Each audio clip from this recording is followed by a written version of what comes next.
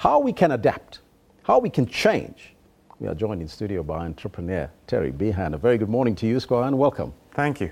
Now, this job crisis, labor in general, is it a job crisis only in South Africa or is it globally? Not at all. I mean, it's definitely a global phenomenon. We've seen over the years, or over the centuries, a move from sort of farming to the industrial era to the mass manufacturing era. And jobs evolve and change all the time, and the nature of jobs change all the time, but what's happening now, those jobs are simply just not being replaced in the way they used to be in the past. They call it the fourth industrial revolution right now where we are in.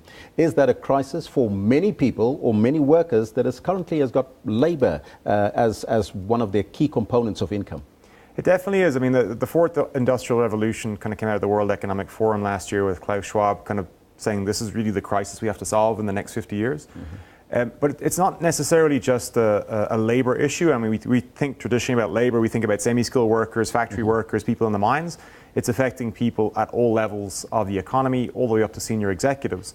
They're all being affected by this process. What industries do you see will go through this transformation period? Well, we're seeing it already. I mean, you see, I think what we're seeing is any job that has a high level of predictability and routine attached to it is at risk.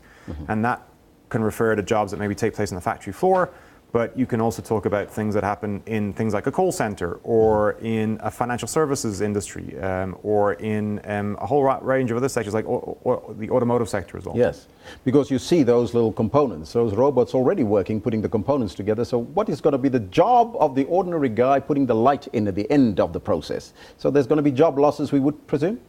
Yeah, I mean, I think the shift is not going to rebalance itself. So while we're used to seeing losses and then new industries spring up, we're seeing new industries spring up that don't require people, but they're pretty big. And so those losses are going to continue into the future. What are those new industries where you will see this growth, where you have the sort of labor-intensive jobs falling away, and you have this new digital age where people can go into?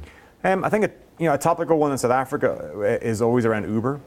So people sort of complain, the taxi industry's complained quite a lot around how Uber has replaced them and taken away their jobs. And in reality, it's put more jobs on the table. Yeah. But in the next 10 years, those jobs are going to go because those cars are going to be automated. So you'll see in San Francisco at the moment, there has a project underway to open up a series of automated corridors in the city, in the Bay Area, which will be for driverless cars.